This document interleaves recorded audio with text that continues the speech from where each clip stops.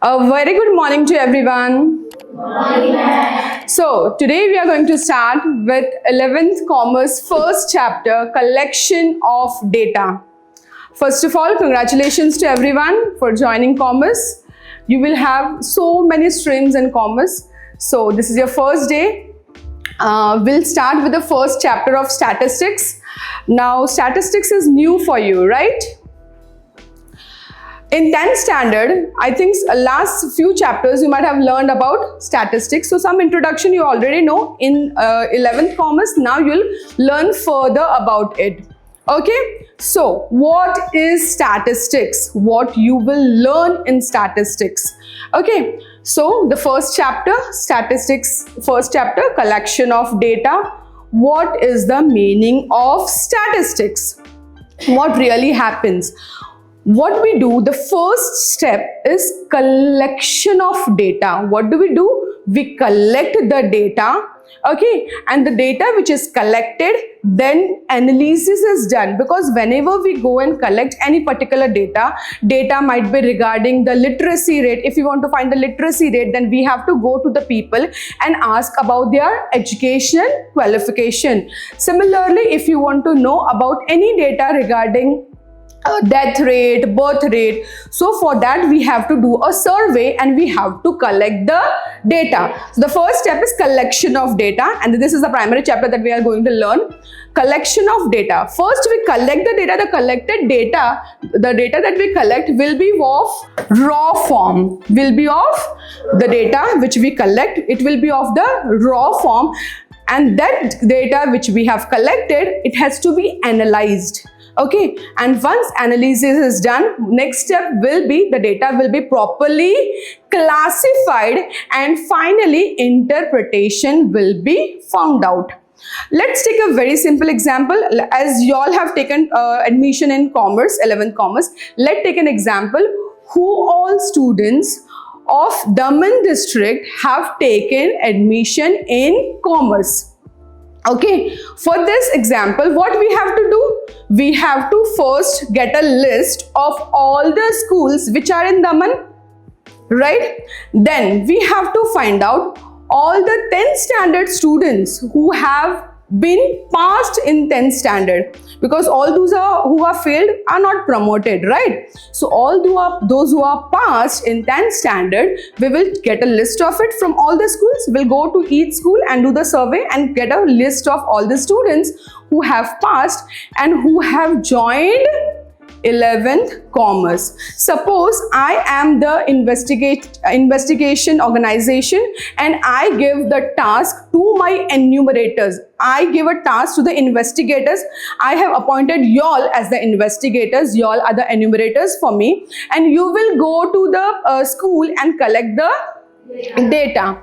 Now what happens when you collect the data? Everyone is bringing me different data. She gave me a data from different school, the other person gave me the data from different school. Data is in the raw form. Okay, now when you give all this data to me, what I do? I do the analysis. Okay, this is the data from particular school. I will then classify it. Okay, all the students have from this school, these students have taken from commerce, this many students have taken in science, this many students have taken in arts. But my concern is finding all those students who have taken admission in commerce. So I will list down it. Right, this way what I did the classification work, and finally I will interpret that there are 70 you can say 60% or 70% students from the whole person who have passed have taken the admission in commerce. Okay, the final interpretation was how many percent students took admission in commerce.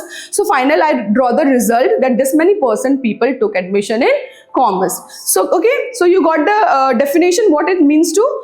It wants to say that first we have to collect the data. The data which is collected is in which form?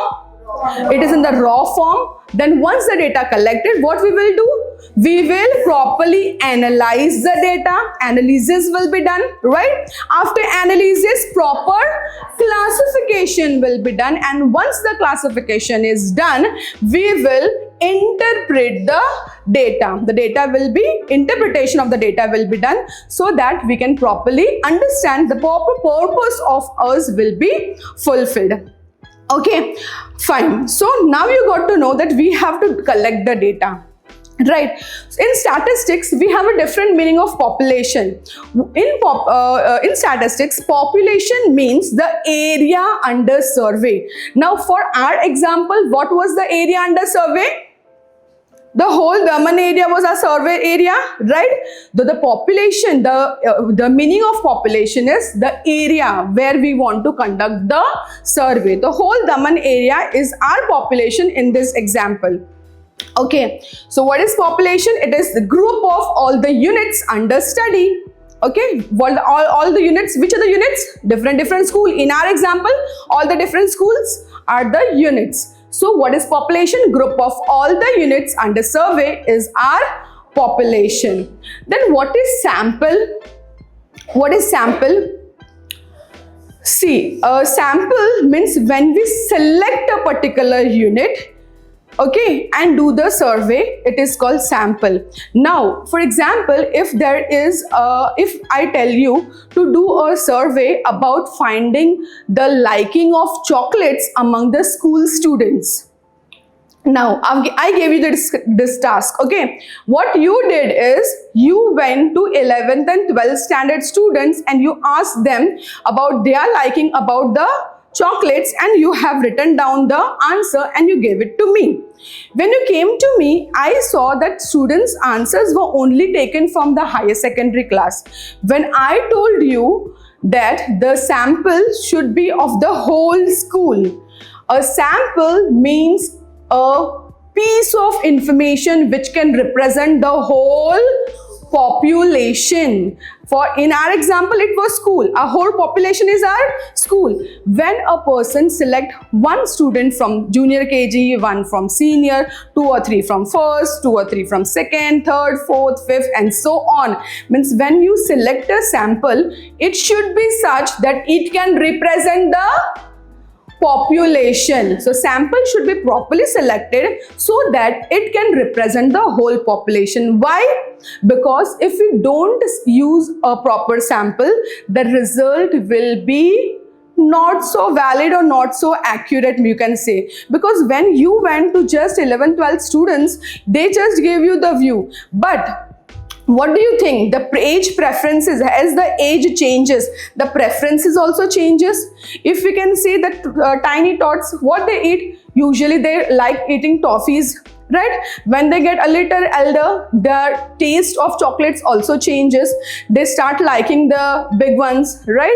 And if we ask a very 11th or 12th standard student, they might be liking some other chocolate. So depending on the age, the preferences also changes. So whenever we choose a sample should be chosen in a manner so that it can represent the whole population. So a set or group of units selected from the population on the basis of some definite criteria is known as the sample. Suppose the example that we have to take, there are 700 workers in the factory, and if we select only 150 workers, so 700 will be population and 150 will be sample. Is sample and population clear to you all?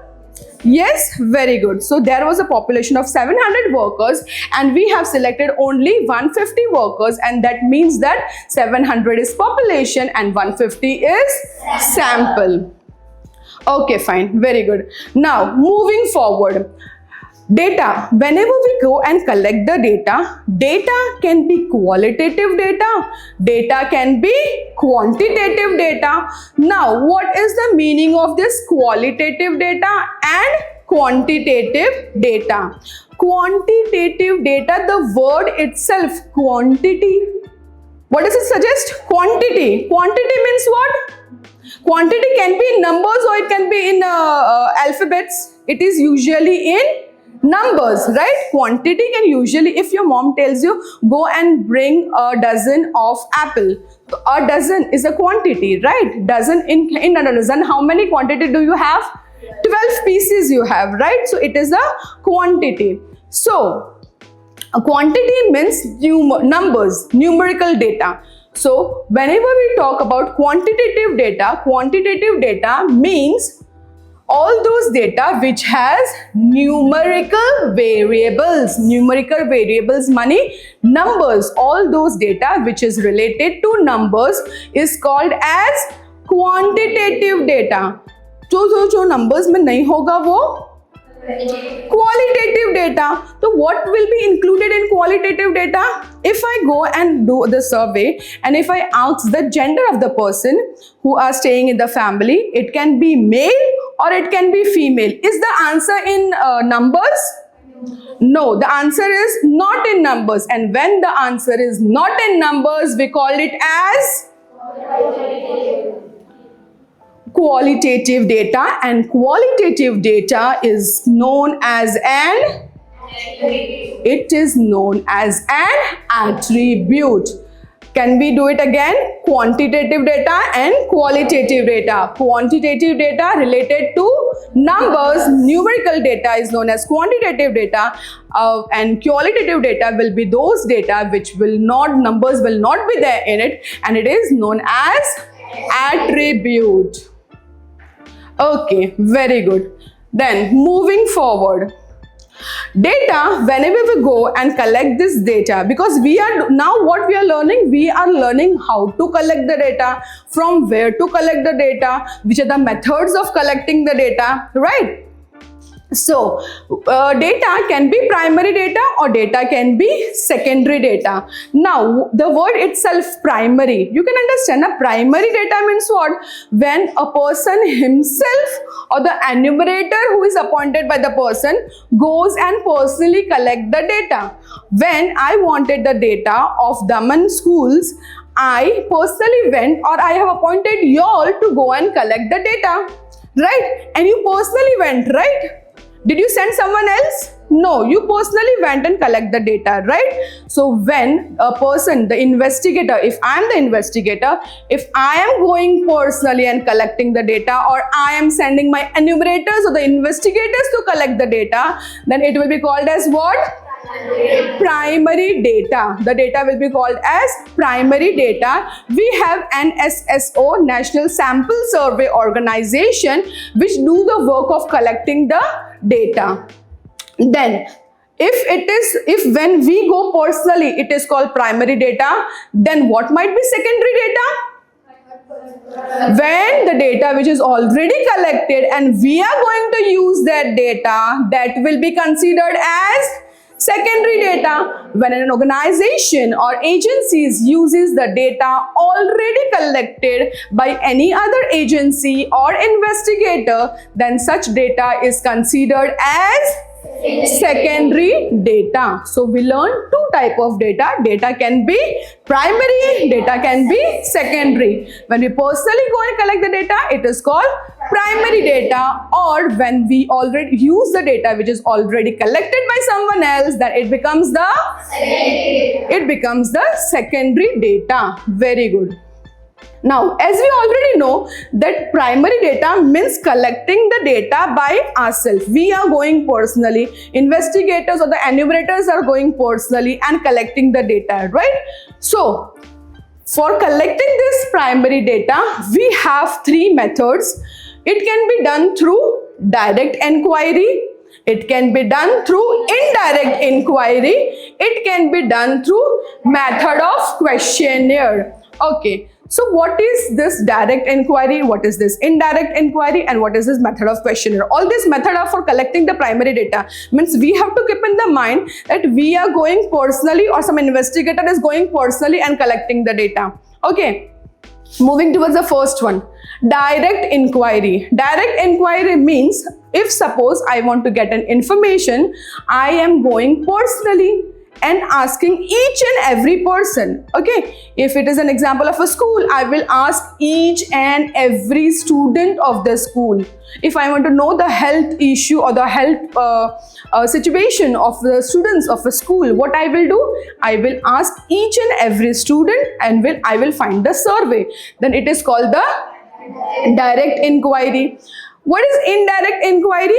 If I go and contact the principal of the school and ask about the information about the school students, then it is called indirect inquiry. I want to know the situation of the school and I have not asked each and every student, but I am asking some representative who is representing the school and I have asked information from them, then it is called indirect inquiry. So in indirect inquiry, information I am going personally and collecting, but I am involving a third person. Okay, I am involving the third person. There is no contact between me and you, but I am bringing a representative of the school in the middle, and that middle person is the third person who is involved. Is it clear to everyone? Yes. Then moving further, we have method of questionnaire. Now, in this method of questionnaire, what happens is we prepare a list of questions. The questions are properly framed, and these questions we take this questionnaire along with us, and we ask the question and do the survey. Now, whenever we make a list of questions, we have to put so many things we have to put in mind. So while preparing this question, we will go to this topic further. But there are three methods. In the first method, we personally go. In the indirect method, we involve the third party. And the method of questionnaire, there is a list of questions that is prepared. Is it clear? Yeah. So, in direct inquiry, the person himself or the enumerator appointed by him visits personally to the field and collect the necessary information. Now, for example, a person interested in knowing the health status of the students in the municipality school of Ahmedabad city personally visits the students of the school and asks the question about them. So the person, what the person is doing? The person is contacting the students because he wanted to know the health problems. So he is contacting all the students. Interaction is between the investigator and the student. Direct investigation. This is called direct inquiry. So what are the advantages of direct inquiry? When we collect the data through direct inquiry, I am asking you the question. Okay. So, and I'm writing it by myself, noting it by myself. The data will be accurate and the data will be reliable. No one other is coming and giving me the information. I personally is going to collect the information. That means the data will be what? The data will be reliable and the data will be accurate. Many a times when I tell about the health issues, so there are so many problems. When I am going to you personally, I can contact each one of you.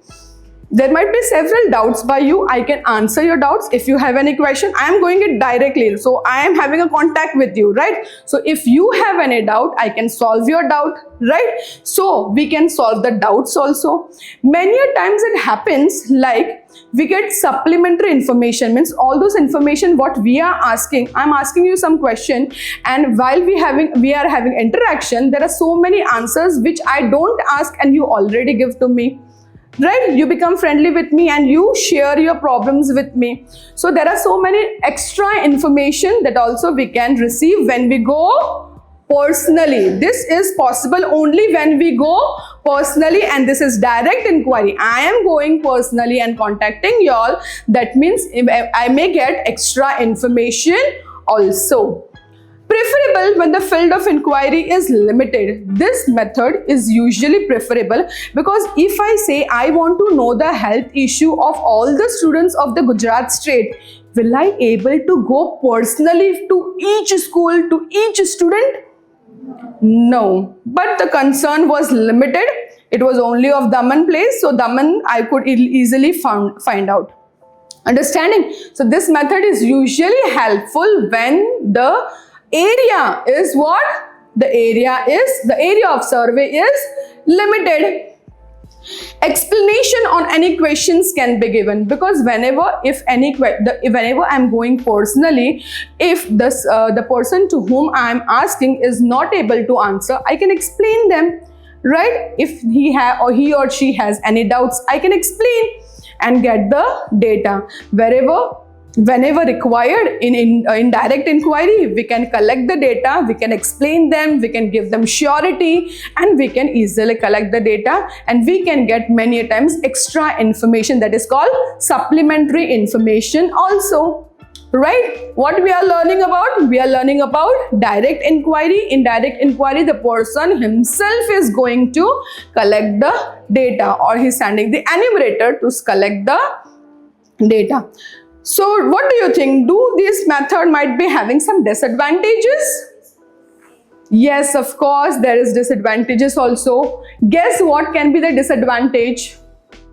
What can be the, without looking at the board, what can be the disadvantage? Yes, it is very time consuming. It is time consuming.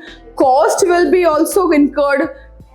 Energy, yes. So what happens is, and it is only most preferable when the area of survey is limited, because it is very time consuming. If I go each and every student and ask them about the issues, if I spend time with them, it will be taking more and more time. More time and energy will also be consumed, and it will become expensive. Now, when I am going personally, it's okay. If I am sending my investigator, if I am sending my enumerator, so then at that time the person should be trained. Right? If the person is not trained properly, so he or she will not be able to collect proper information. Okay, so these are the disadvantages of direct inquiry. In direct inquiry, the person should be trained also, and direct inquiry consumes more time, more energy, and it is expensive. Okay, very good. Moving further, we are learning about indirect inquiry. Yes, direct inquiry, what happened? The person or the enumerator himself went to collect the data. In indirect inquiry, what will happen? Indirect inquiry, we will contact the representative and we will collect the data, right? So what happens if I want to, as I gave you the example, if I want to know about the health issues of the students in the school, I will contact the representative of the school. Rather than asking all the students, that will be indirect inquiry. I am contacting the third person. Okay.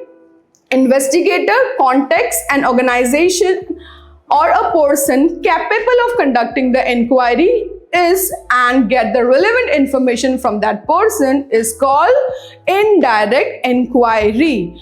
Now, the example, when a person is interested in getting the information about the educational status of an industry of 2,000 workers, the person is not going to ask there are 2,000 workers in the industry. The person is not going to ask each and every worker. Instead, what is the person doing? He is contacting the manager of the industry. He might be having the list, right? Which are the workers, what are the educational qualifications. So what I am doing is, I am going to the manager and I am asking the educational qualification of the workers in their industry and collecting the information. Right? What will it save?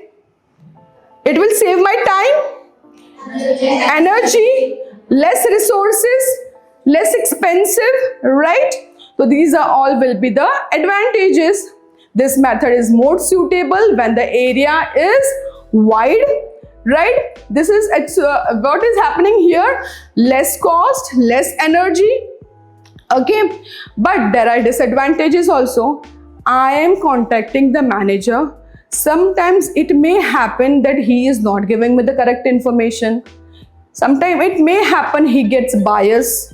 Okay, so there are reliability of data becomes a little lesser compared to that of the direct inquiry. Okay. Yes. Then a last method of questionnaire. In method of questionnaire, what happens? In method of questionnaire, a list of questions is prepared and that list of questions can be sent to the people through post. Usually first it was used post, but nowadays we don't use post, right? Nowadays the questions can be sent through email, and the questions, when they are sent, the person receiving that question will answer it. Okay, or we can send the enumerators, the investigators with that list of questions, and they will fill it with the details and come back. Okay, so 3 methods we learn. In for collecting the primary data, 3 methods we learn. The first one was direct inquiry, the second was indirect inquiry, and the last one is method of questionnaire. Okay, very good. So this is cleared all of you. So we were learning about method of questionnaire. Okay, in method of questionnaire, what happens? We prepare a list of questions. Now when we prepare the list of questions, what happens is we can the list which we have prepared, we can mail it to the person from whom we want to collect the information, or what we can do, we can personally take that for collection. So the enumerators can take that list along with them and hand it over to whosoever from whom they want to collect the information or the data. Okay, so while preparing these questions, you have to put so many things in the mind so that the list should be such that the person from whom we want to collect the information can easily give the answers. So there are few points that we have to keep in mind while preparing the questionnaire in this method. So for preparing the questions, the first thing that you have to do is the question should have a proper title. Okay, so if I want to say the example where we were collecting the health information, right, of the students, so we can write health survey, right, health inquiry. So what happens when we choose a title for the questions, the answers to this can be easily taken. The person who is going to give the answers can understand the survey is about the health. Okay, similarly, when we told you we want to check the preferences of the students for the chocolates, what we can do? We can give a proper title about chocolates or something so that the person from whom we want to collect the information can get a quick idea the question, what are the questions all about. Okay, the first point what we have to consider is the questionnaire should have a proper title. Okay, the first point is the questioner should have a proper title. Then the number of questions that you are asking, what happens is when we ask too many questions, the person giving the information get bored and they don't answer afterwards. Few questions they will answer and afterwards they will get bored and they will not answer. So what happens is when you prepare a questionnaire, there should be minimum number of questions, and those minimum number of questions you will be able to collect the information. So ask few questions, don't ask so many questions. When many questions are asked, the person from whom we want to collect the information gets bored and there are chances that he or she won't give you the correct answers. So the questionnaire, the first point is the questionnaire should have a proper title or heading. The next one is the question should be minimum. Don't ask too many questions. There should not be 15-20 questions. So keep it minimum. We don't have a number of questions how much to write or how much to ask questions from, but what we have to do, make it as minimum as possible. So minimum number of questions. Next, whenever you are going to collect the inquiry, the question should be related to your inquiry. Now, when you are going to the school and asking the students about the information we were collecting that they have taken admission in commerce or science, so instead of asking them which stream you have selected, if you ask which trip you went to, is this question related to the topic? No. So you have to stick to the topic and the question should be related to the topic only. So you don't have to ask irrelevant questions. Question should be relevant to the topic. Now, questions that you ask should be very small, simple and understandable. The person who is going to answer this question should easily understand the question. Don't ask too lengthy questions that the person will get confused or he or she has to put the stress on their mind. So don't ask such questions. The question should be simple, short, understandable. Okay. The arrangement of the question should be logical. Now, when I went to collect the information about the students who are interested in which kind of chocolate, what I do is, I went to a student, how many chocolates do you eat a year? Now what this happens? He has to think a lot. What is this ma'am asking me? How many chocolates do I eat a year? I don't even know how many chocolates I eat. The arrangement of the question should be very logical. What I can do is, instead of asking this, what I can do? I can ask them their name, in which standard they are, what is their age, if they eat chocolate or not. What I can ask is, I can now introduce the topic to him or she. What I can do, ask him or her that, do you eat chocolates? Okay, which chocolate do you like? Okay, so what happens is, I am making a connection, and after that we will be asking them further questions. The correct arrangement of the question should be in a very proper manner. Okay, fine. Now you don't have to ask any questions which may hurt the sentiment of the person who is answering. If you ask the person, are you educated? What happens? The person will keep thinking, am I really educated? Instead of that, you can ask the person, are you educated till 10th standard? Are you graduate? Are you postgraduate? Or have you done secondary education, higher secondary education? You can list down, and then you can ask the person so that the person can easily answer it. So don't ask any questions which can hurt the sentiments of the person who is answering the questions. Now, the question should be free from any kind of calculation. As I already told you, if the person has to use too much of their brain, they will get bored.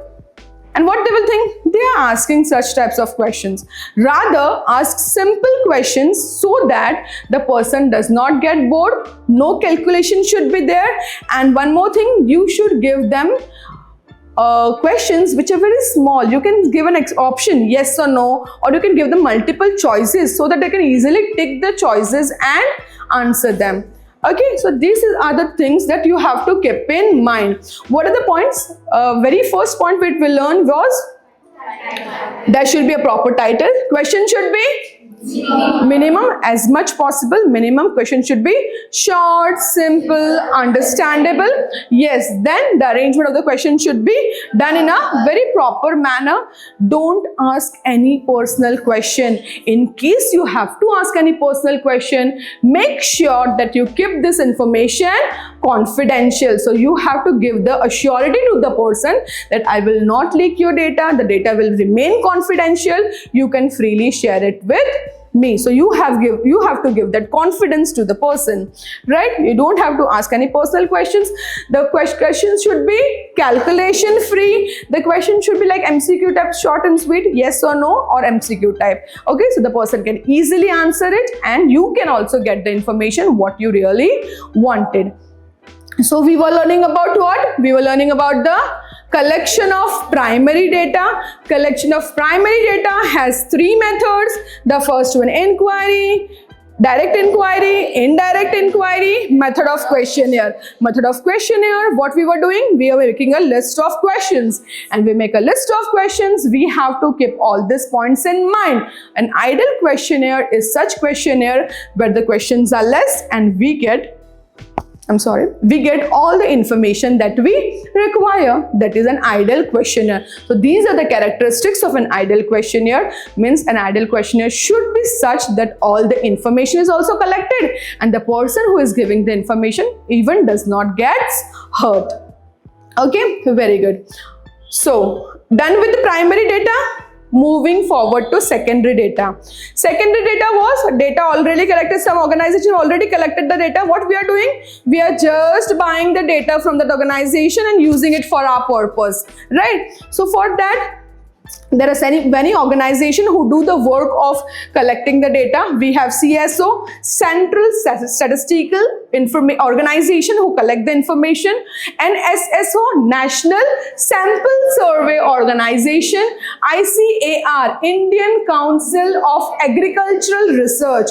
Means if the government wants to start any yojana or some scheme, what government does? He wants to give some benefit to the farmers. For that, he has to collect the information about the farmers? So these are the institute who gives the information about the farmer, ICAR. Then we have semi-government organization. These were the government organization. We have semi-government, LIC ho gaya. These are the semi-government organization which collect the information about the various survey. We have UNO, United Nations Organization. We have IMF, International Monetary Fund. And there are so many local newspapers, magazines which publish data, and it is free. We can use it with them. But some data which is not free, we have to purchase it with those who have already collected data. Primary data, we are personally going. Secondary data, organization has already published and we are just using it. But when the data is already published and we are using the data, what do you think? There might be some disadvantages also, because we are not going personally now. That is why there are some disadvantages that you have to keep in mind. So whenever you use this secondary data, you have to take some points into consideration, and the precautions that you have to take while using the secondary data is the data should be verified. Means whenever we use the data which is already collected, we have to verify the data. At least we can do the verification, because their purpose of inquiry might be something different. Our purpose of inquiry might be something different. So what we have to do? We have to first verify the data. We have to know the purpose why they have collected the data. Right, because our purpose and their purpose may also be different. The data which is collected from the organization, when we collect the data should not be too old. Old data is irrelevant, right? If we want to know the educational status of the students, and if we are taking 20 years old data, will it be relevant? No. So the data should not be too old. While using the data, the scope of the data should be known. We have to understand what is the estimated cost for it, and whenever the data is collected, we have to know what are the advantages, what are the disadvantages, so that while using this data, the purpose for what we have collected the data can be fulfilled. Okay. Very easy chapter. We were just what we were doing? We were learning about the collection of data, which is the primary step, right? Once we collect the data is what? Properly analyzed, then classification is done, and finally the interpretation. And for collecting this primary data, which are the steps of primary data? How do we collect primary data? What is secondary data? What are the collection method of the primary data? All this is covered in this chapter. I really hope you all understood. Okay, so thank you so much.